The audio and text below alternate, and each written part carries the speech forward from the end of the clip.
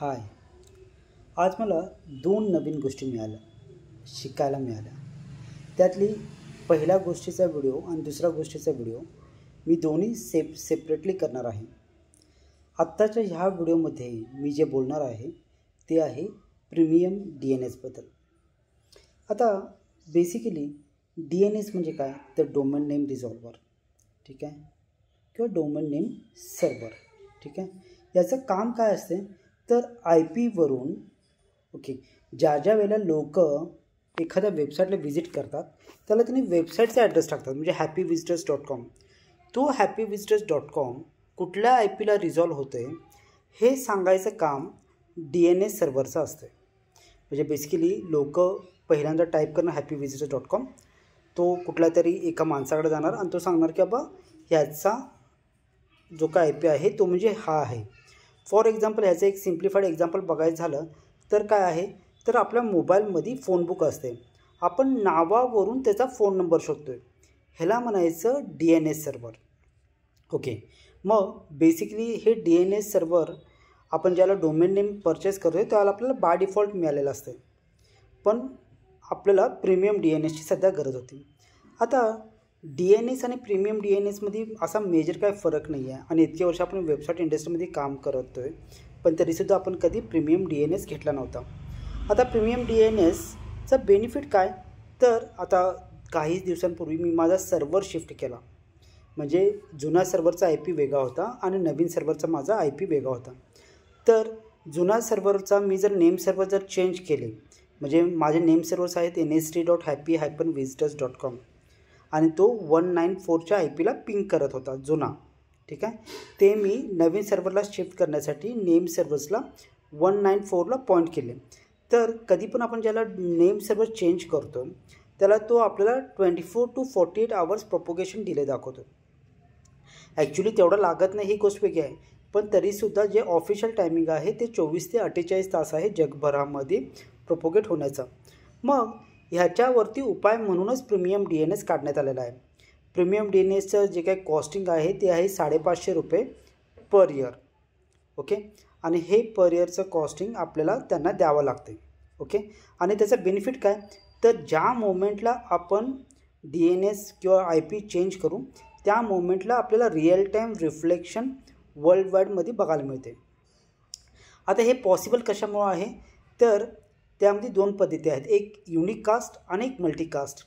युनिकास्ट म्हणजे काय, जर कुठल्याही माणसानं माझ्या वेबसाईटचा ॲड्रेस जर मागितला तर तो माझ्या VPS सर्व्हरला येऊनच विचारणार की कोण आहे बाबा सांग, आणि तो रिझॉल्व करणार. हे युनिकास्ट. समजा फॉरेनचा जरी माणूस असला तरी त्याला फॉरेनवरनं फक्त विचारायला यायला लागणार की अरे हा कोण आहे, तर हा सांगणार की हित आहे. याच्या अगेन्स्ट मल्टीकास्ट म्हणजे काय, तर प्रत्येक देशामध्ये एक एक प्रतिनिधी आपण बसवलेला आहे आणि त्या देशातला माणूस त्याला जाऊन विचारेल आणि तो आपल्याबद्दल माहिती सांगेल. हे उलट बरं आहे ना. ह्याच्यामध्ये जे काय प्रोपोगेशन डिले आहे तो अगदी 0 आहे. म्हणजे DNSचे नेम सर्व्हर चेंज केल्या रिअल टाईममध्ये आपल्याला अपडेट्स बघायला मिळतात किंवा रिफ्लेक्ट होतात. म्हणजे आपला जो काय वेळ आहे प्रोपोगेशनचा तो वाचतो. त्यासाठी आपण बेसिकली प्रीमियम DNSबद्दल आता सध्या विचार करतो. आता माझ्या केसमध्ये काय झालं की माझं डोमेन नेम जे आहे ते मी 5 वर्षासाठी घेतले. साधारण 4 वर्ष आता त्याची व्हॅलिडिटी शिल्लक आहे. तर मी ज्याला प्रीमियम DNS ज्याला घेत होतो त्याला त्यांची कंडिशन काय, की जितके वर्ष तुमच्या डोमेन नेमची व्हॅलिडिटी आहे तितकेच वर्ष तुम्हाला त्याचं कंपल्सरी नेम सर्व्हर्स किंवा प्रीमियम DNS घ्यायला लागणार. म्हणजे 5 वर्षाची व्हॅलिडिटी आहे आणि मला एकाच वर्षासाठी प्रीमियम DNS वापरायचं असं प्रॅक्टिकली पॉसिबल नाही. त्यामुळे ही गोष्ट नेहमी लक्षात ठेव की आपल्याला प्रीमियम DNS घेताना जेवढी व्हॅलिडिटी आहे तेवढंच आपल्याला त्या गोष्टी घ्याव्या लागतात. आता प्रीमियम DNS आपण घेतलेला आहे पण तो अजून कॉन्फिगर झालेला नाही आहे. प्रीमियम DNSचा आणखीन एक बेनिफिट काय, तर आपल्याला खूप जादा चांगला स्पीड मिळेल. कारण ज्याला मी आता गुगल पेज स्पीडला ज्याला मी माझी साईट चेक केली त्याला मला त्यांना प्रोपोगेशन डिले दाखवला. कशातला, फर्स्ट लोडला. ते म्हणजे काय, तर एंड युजरनं एखादे प्रश्न विचारला तर त्याला पहिल्या प्रश्नाचं उत्तर मिळण्यासाठी जे काय इनिशियल रिस्पॉन्स टाईम आहे तो जो येतो आहे त्याला इनिशियल पेज लोड म्हणतात, त्याला डिले असतो, ठीक आहे. तो आपण प्रीमियम DNSमध्ये आपण कमी करू शकतो. म्हणूनच आज आपण प्रीमियम DNS घेतलेला आहे.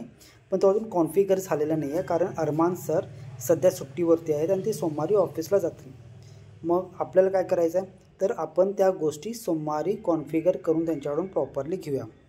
ओके, तर हे झालं प्रीमियम DNSबद्दल. आशा करतो की ही माहिती तुला अगदी व्यवस्थितरित्या समजलेली आहे. आणि नेक्स्ट टाईम ज्याला आपण डोमेन नेम रिन्यू करणार आहोत त्यावेळेला आपल्याला कंपल्सरी त्याच्यासोबत प्रीमियम DNSसुद्धा रिन्यू करायचा आहे, ही गोष्ट लक्षात ठेवून. आणि आपल्या केसमध्ये आपण सगळ्या डोमेन्ससाठी प्रीमियम DNS घेत नाही आहे, आपण फक्त एकाच वेबसाईटसाठी प्रीमियम DNS घेतो आहे आणि ते म्हणजे happyvisitors.com. ठीक आहे, तर अशा पद्धतीनं आपण खूप चांगल्या पद्धतीने प्रीमियम DNS घेतलेला आहे. आशा करतो की याचा आपल्याला स्पीडमध्ये बेनिफिट होईल आणि आपल्याला खूप चांगल्या पद्धतीने त्याचा उपयोग होईल. Thank you very much. नाही